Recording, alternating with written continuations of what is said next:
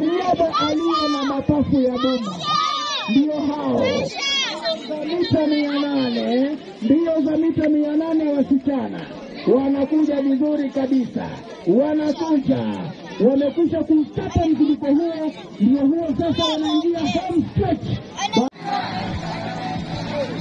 Hizo ni mbio za mita. Leo ilikuwa ni siku ya kinyang'anyiro cha mashindano ya riadha katika shule za clusters Luanda East Zone. Ama kwa hakika shughuli hiyo imeng'oa vizuri sana. Clusters ambazo zimekusanyika hapa siku ya leo ni cluster ya Esirabe, Esongolo, Ebusiratsi, Hobunaka na Kima. Bila shaka mwisho wa siku tutakuwa tumepata kikosi madhubuti ambacho kitakutana na kikosi kizito kutoka kule Luanda Kusini. Itakumbukwa kwamba Luanda Kusini wamekuwa wapinzani wetu wa jadi na wamekuwa kituchapa kila mwaka. Tumekuwa na changamoto si haba katika kinyang'anyiro cha mwaka huu. Serikali ilitoa onyo ya kwamba wanariadha watakaoshiriki shule za msingi wawe ni wanafunzi chini ya miaka 12, na wakasema kwamba junior school wawe ni wanafunzi wa chini ya miaka 15. Kwa sababu nimewatazama wanafunzi ambao wanakimbia shule za sekondari, that is JS, wengine ni wanafunzi wana misuli tinginya na miraba minne, mpaka nashindwa kuamini kweli hawa ni wanafunzi walio na chini ya umri wa miaka 15 kweli. Tutakutana tena papa hapa Obunaka Ijumaa, ambao tutatoana kijasho na wenzetu ambao bila shaka wamekuwa wapinzani wetu wa jadi kutoka kule Luanda Kusini. Ama kwa hakika kule kuna wanariadha ambao wamebobea kabisa, na mwaka huu naona tumejiandaa vya kutosha, huenda wasitutoe jasho. Mwalimu angetaka mwanafunzi wake ashinde, na unajua cluster inayoshinda ndio huwa inatoa trainer. Kwa hivyo walimu wanaweza fanya juu chini ili achukuliwe kuwa trainer. Unajua ikifika pale juu kuna marupurupu kidogo, na hilo ndilo jambo linatafutwa na hawa walimu. Na bwana ripota, wajua hapa kwetu Kenya jambo hili limekuwa changamoto kubwa sana. Wanariadha ama wachezaji kuficha miaka.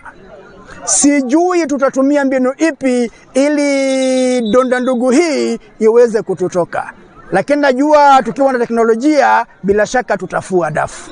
Na mimi naitwa Mwalimu Moses Maina, mwalimu katika shule ya Waluka.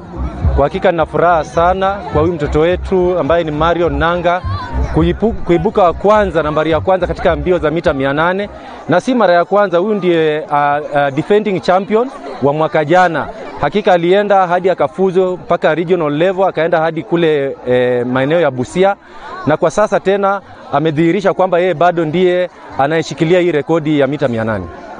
Hapa katika ufadhili ningependa sana serikali ikiwezekana kupitia Wizara ya Elimu iwasaidie wanafunzi wetu katika maandalizi bora ya kwa mfano vifaa vya mazoezi, pengine labda sare. Ukiona wanakimbia na sare tu za nyumbani, hawana zile sare maalum, viatu, unaona wanakimbia bila viatu. Kwa hivyo ingewezekana kwamba serikali kama ingekuwa ni vyema ifadhili ya wanafunzi, na talanta zinaanzia mashinani zikipanda kule juu.